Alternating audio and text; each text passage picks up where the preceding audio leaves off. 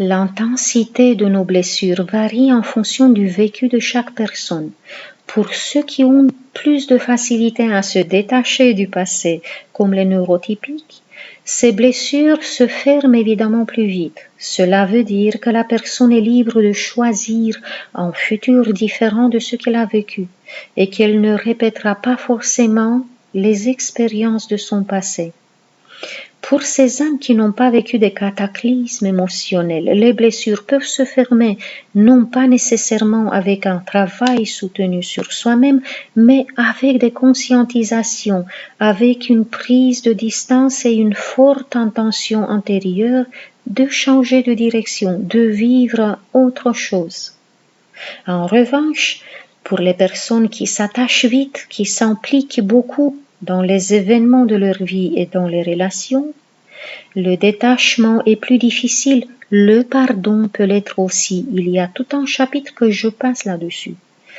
Ce qui fait que ces personnes généralement hypersensibles auront besoin de travailler beaucoup sur leurs blessures afin de les guérir.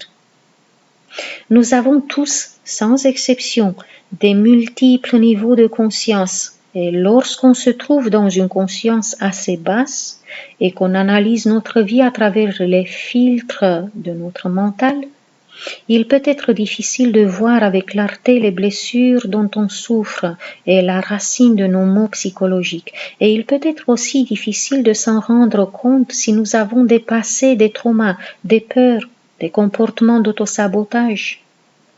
Je rappelle pour les nouveaux abonnés que sur ma chaîne se trouvent des séances en libre accès pour toutes les 5 blessures de l'âme et qu'il y a aussi une boutique en ligne avec des séances qui traitent des peurs et qui visent l'élimination des schémas destructeurs inscrits dans notre inconscient. Je vous encourage à faire ce travail sur vous-même car si vous êtes hypersensible, vous aurez besoin de penser ces blessures pour vous libérer, pour pouvoir aller de l'avant. Je vais énumérer donc ici 16 signes qui vous apportent la preuve que vous avez évolué suite à votre travail sur vous-même. Et même si vous ne vous retrouvez pas dans tous les points marqués, vous allez pouvoir vous en rendre compte de l'étape de votre évolution et de ce qui vous reste encore à travailler sur vous. Donc, lorsque vous avez libéré ces blocages, vous allez constater qu'il y a des changements dans votre comportement, dans votre perception. L'extérieur a dû changer donc aussi. Voyons ça ensemble. Le point 1. Vous n'êtes plus perfectionniste, vous ne cherchez plus à montrer l'image idéale de vous. Vous ne basculez plus entre le sentiment tantôt d'être inférieur et tantôt d'être supérieur aux autres. 2. Vous ne vous critiquez plus lorsque vous commettez des erreurs.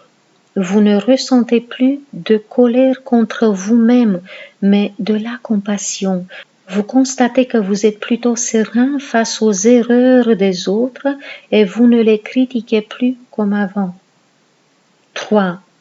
Vous acceptez de plus en plus votre propre nature. Vous êtes prêt à voir vos parts d'ombre et à les accepter aussi. Vous ressentez de moins en moins de rigidité et de tension lors de vos interactions avec les autres. Si vous sentez encore une disharmonie à ce niveau-là, vous trouverez dans la barre d'infos le lien vers la séance pour l'injustice qui se trouve sur ma chaîne YouTube, à faire ou à refaire. Le point 4. Vous constatez une nette amélioration au niveau du stress. Votre corps est plus relaxé, vous avez l'air plus détendu aussi. Vous vous sentez plus détaché et moins dans le contrôle. Vous ne ressentez plus de peur quand vous devez faire face à des imprévus. Vous pouvez même trouver que c'est agréable de ne plus contrôler les choses et vous acceptez de plus en plus les événements non planifiés. 5. Lorsque vous avez une réussite, lorsque vous accomplissez quelque chose, vous ne cherchez plus à exposer cela pour les yeux des autres en attendant de la reconnaissance ou des éloges. Vous ressentez de la joie pour votre performance et non pas par rapport à l'admiration ou pour les compliments reçus. Vous continuez à progresser pour vous et non pas pour prouver vos capacités à ceux qui vous entourent. Si vous sentez que le regard des autres compte toujours autant, si vous avez encore peur de lâcher le contrôle, si vous ressentez encore de la colère contre les autres qui ne vous montrent pas la reconnaissance que vous attendez, vous pouvez écouter ou réécouter la séance qui traite la blessure de trahison. Le lien se trouve pour vous dans la barre d'infos. Le point 6. Vous ne vivez plus pour rendre service aux autres, vous ressentez que votre vie est importante et que votre être est digne de respect et méritant.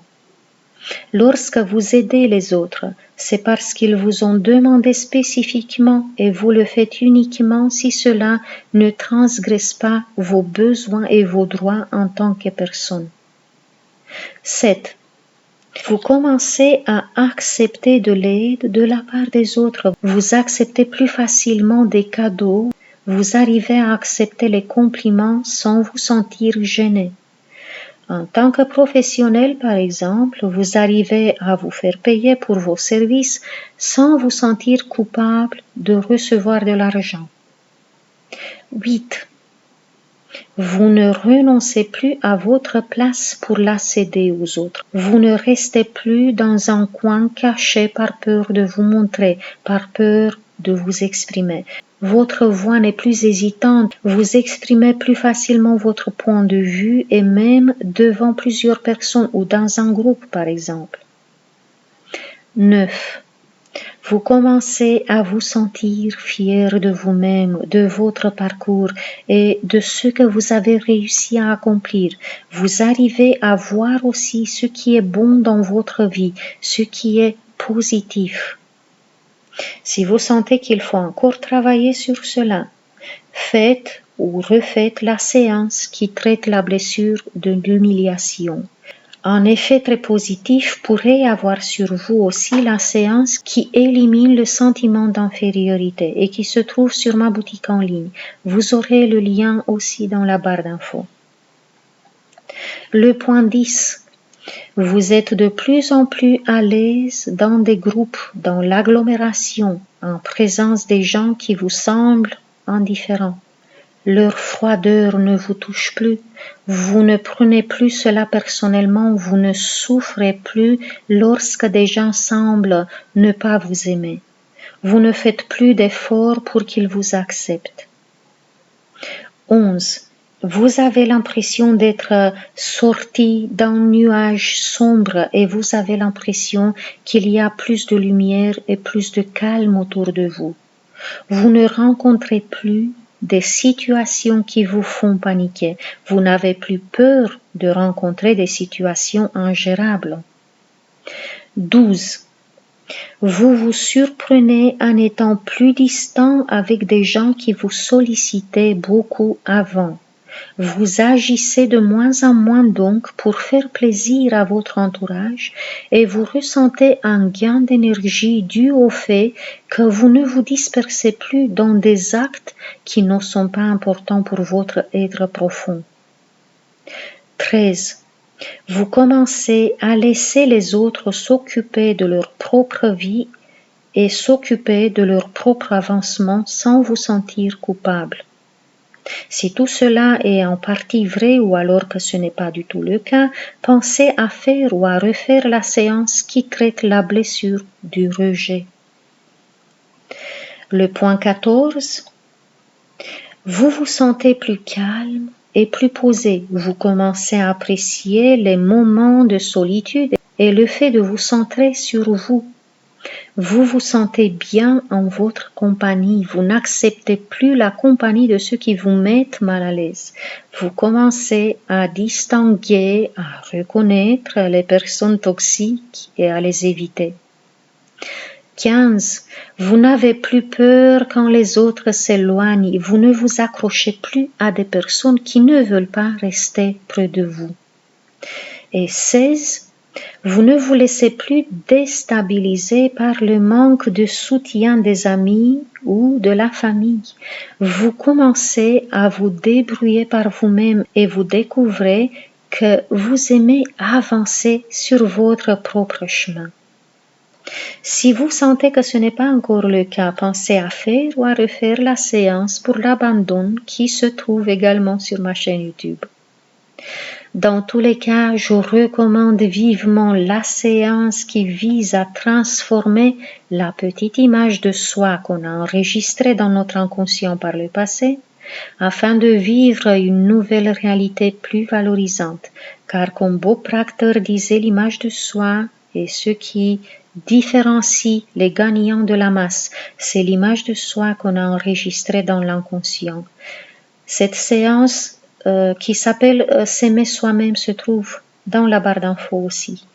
Merci d'avoir partagé ce moment avec moi. C'était Claudia Stéphane, hypnopraticienne spécialisée dans la thérapie pour les hypersensibles et les surdoués. Jusqu'à la prochaine fois, je vous embrasse tous très fort. Prenez bien soin de vous.